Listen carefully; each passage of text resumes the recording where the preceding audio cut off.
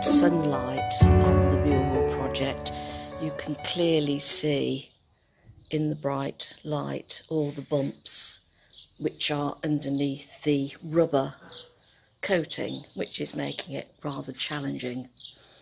But all you can do is work with things like that.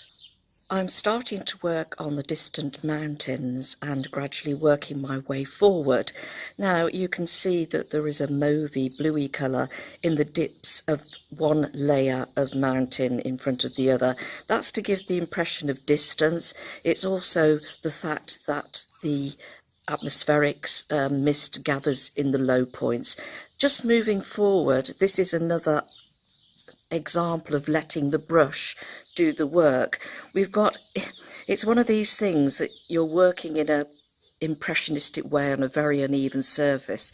So what you can do is get the brush to do the work, and you can see the marks of trees there by literally letting the brush make the marks.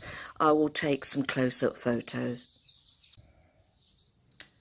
This is another example of letting the brush do the work for you. Now, these are some vineyards with the vines in, and they're coming towards us. But what I'm doing is letting the brush, I just want a bit of a glow on the top of them, and the brush is making whatever mark it wants to, because I'm just doing a dabbing motion. So look how it does that for you.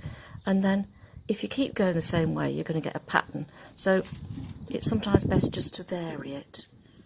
But that is a really good example of letting the brush help you out. Ask it nicely. Hi, brush. Will you help me out here, please? So there you've got the sunlight catching on the top of the rows of vines.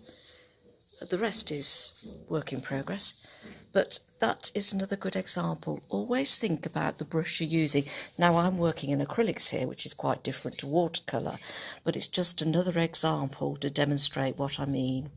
I love the way this brush is performing. It's given me a round top for these trees or shrubs on the top of a craggy rock face.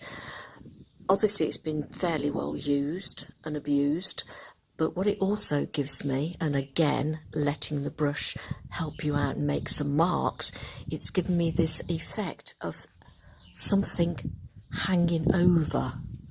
So if you just twist it a little bit, just to bring the changes, you're getting a really nice, let me show you again.